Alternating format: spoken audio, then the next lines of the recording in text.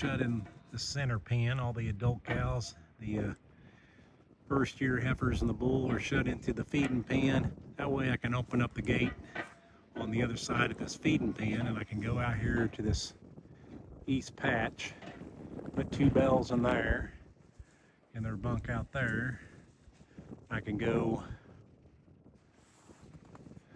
link the 2 panels together out here.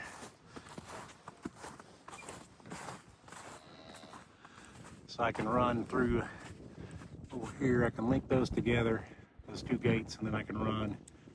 Once I feed these yearlings in here, I can shut them in there, open up all the gates to the hay, and I can just feed hay without nothing getting out.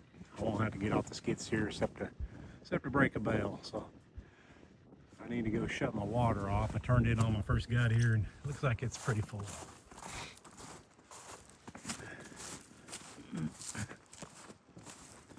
Got a little bit of a cold.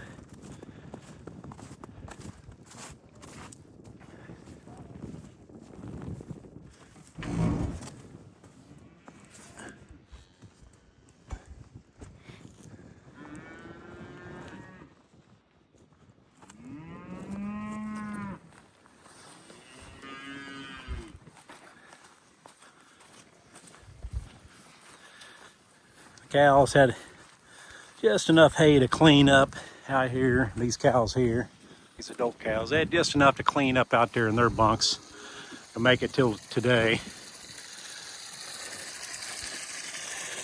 As you can see, I haven't broke any ice today. They pretty much, it's pretty much melted all the way around the outside. Now if they can all drink just fine, that want to drink, they kind of been that way most of the day. But it's about full, so I'm gonna go ahead and shut this off.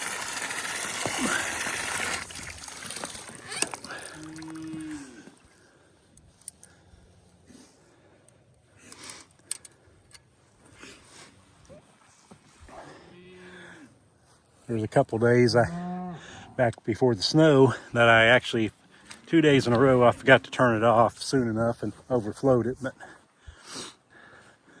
anyhow, I'll be able to link these 2 gates right here together. That's what I was saying. I'll link these 2 together with a chain, and then I'll open up that gate over there on the other side and be able to just run right in here after I shut these yearlings in their little pen when I feed them. And I'll be able to go all the way around. Oh, I got the gate open on the other side of that pen so that I can go out there to that bunk out there.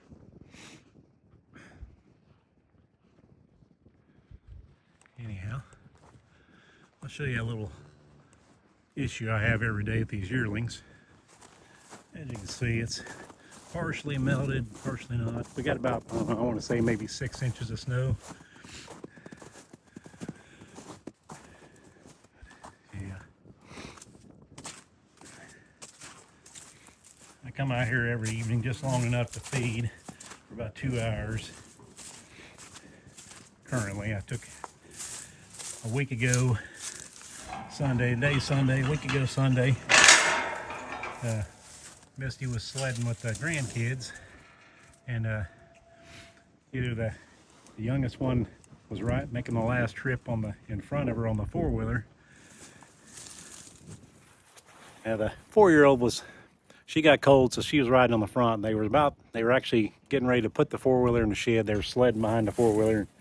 She'd all but stopped in front of the carport where the tractor and brush hog is, and either the throttle got stuck. One time she swore up and down the throttle got stuck on the 4-wheeler, and it kind of went into the fence and hit the post when we was running the bull up when he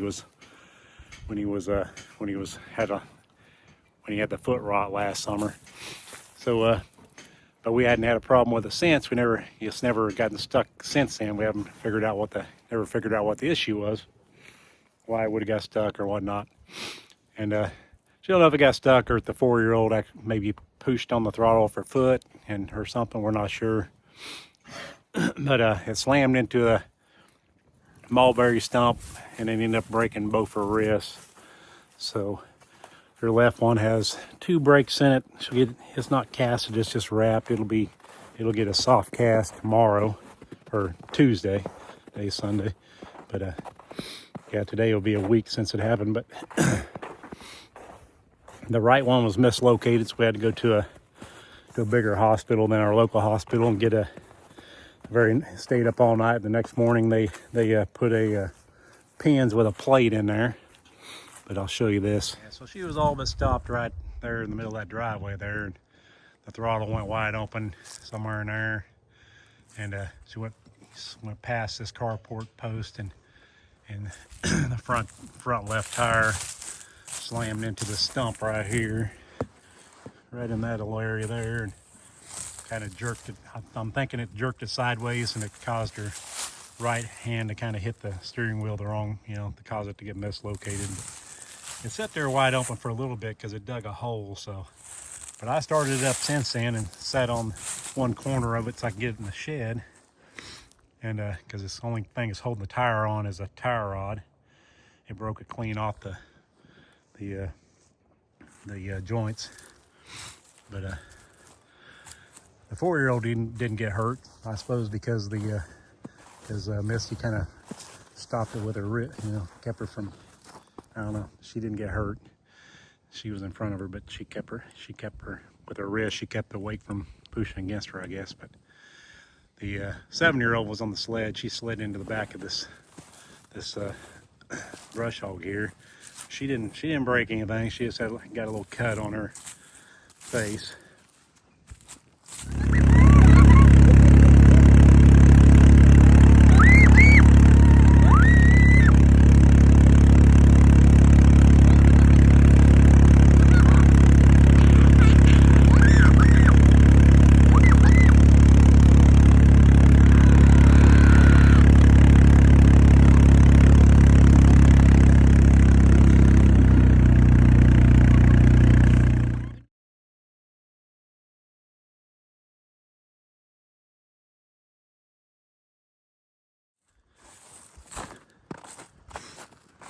Anyhow, I'm going to show you what I had to go through every day with these yearlings. I'll eventually, I had one more bunk that I bought. I was going to fix and put out here in the center lot, because this little bunk out here, they waste so much hay in it. I hate to put hay in it again. I had two good ones left, and they're over here. I put hay in this one a while back. I should have let them clean it up and moved it to the center lot. Because the issue I'm having is every day, right now there's only one over here, but normally there's about 4 calves. Most of them will be, majority of them be standing over here in the pen where I feed them. But then there's usually about 2 to 4. Today, one of them actually here, since I've been here, one of them actually went to the other side. But there's always, this one with the yellow tag is always one of them that is on this other side. I had to run them through the gate over here, and then they'll come up to this other side. Sometimes, I wish they had a little more smarts than what they got, but I guess a little bit more would help.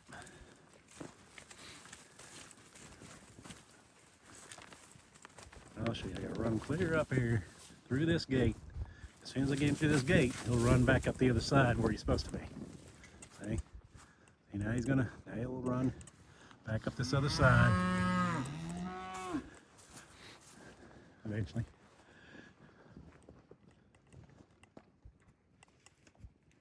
As long as they're on that side, they'll come up here. But if they're on this side, they always think they can get to the trough somehow from this side. I don't understand. They just need like I said, they just need a little more smarts to them. These two little guys here, they can get to a lot of it still, but I was thinking about just putting a whole nother bell in there. These guys, thought about putting another bell in here, but I think I'll let them clean that up. Clean it up a little better, and I might just move it. I have one more of those big bunks I bought, but one of the pipes on it was broke, and I think it's leaking water down in the bottom, causing it to rust out or freeze down the bottom. And has some splits in the bottom rail, so I wanted to get it up and to the shed and weld on it when the weather gets nicer. And then my plan was to put it out here in this little center in this bunk here. My plan is to cut the sides off of it, cut the ends off, use the sides for panels, basically drive some pipe and make like a permanent little wing. So I got this one and this bunk out here. I'm gonna cut the side, use that, they're about 25 foot. I'm gonna cut the sides off.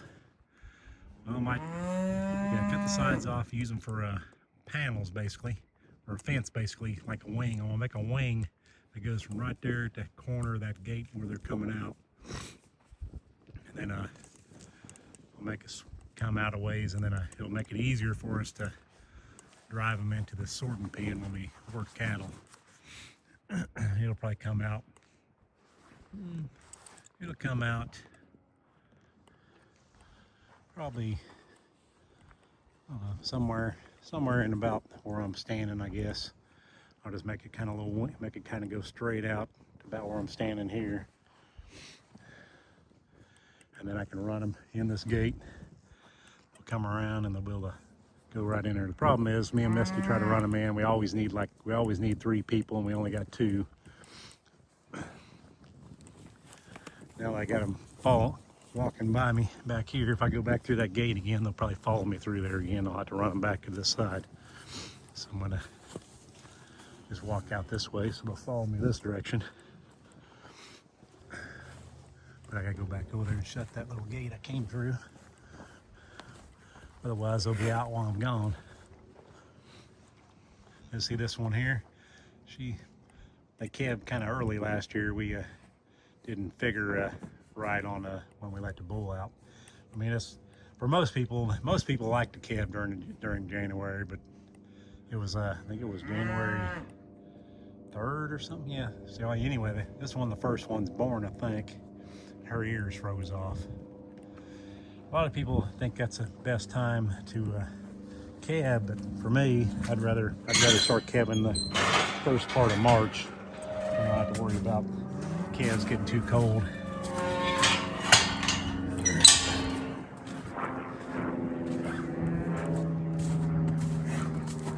I tried to dump them in there on their end. I think they saved the bell better that way. I don't think they don't waste as much, in other words.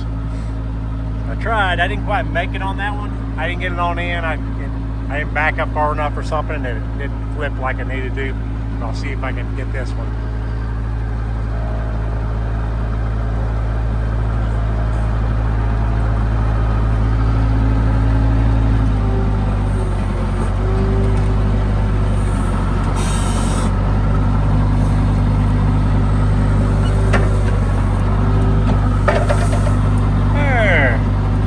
Got that one. So that's the way I wanted it. I feel like they don't waste as much that way. I got 4 more to go. These are the first year heifers in the bull. Got them 2 bells. I got 4 more to go. So, got my hay put out.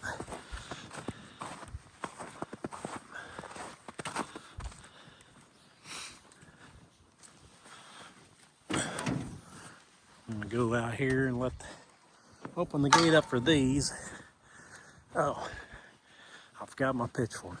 I gotta grab my pitchfork. Got the tank out here on the east patch where the first year heifers and bull are. Has one of them, as I've told you before, has one of them water misers on there. And because it's warm, because it's above 35 degrees right now, it's not working. Actually, it was working. Actually, I wouldn't have to get that much ice out of this tank out here. The water miser works pretty good. I might have to take it off. I'm meaning to get a splitter, but splitter to put it on.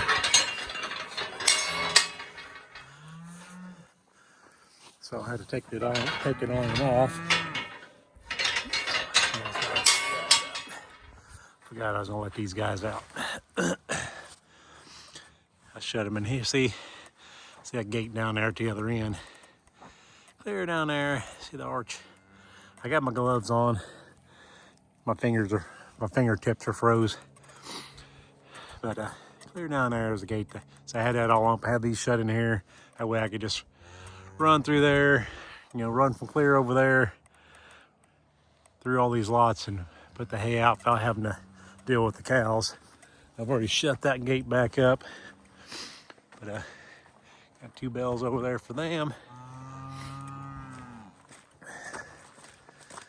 Anyway, one more thing I had to do before I could call it quits this evening. I come out here and get this ice broke. And obviously it dripped enough overnight that it had one little thawed out hole in there. Excuse me. And I basically got to break the shell off the top here, and I may have to. Oh, it's running again, so I guess it's must be below. It must be down to 35 degrees again.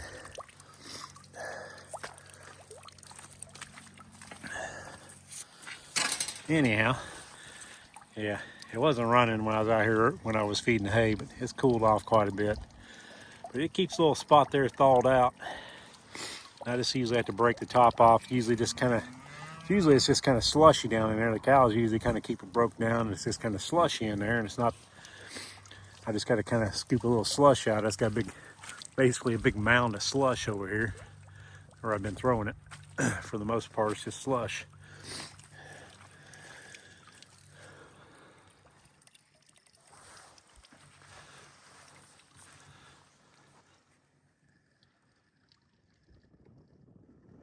I let them out of that lot.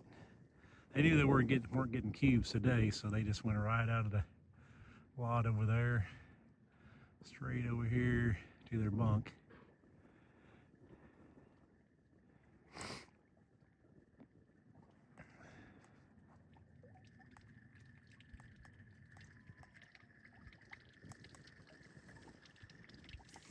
James here. You're watching The Poor Farm. If you like these videos, hit like and subscribe, and I'll see you on the next one.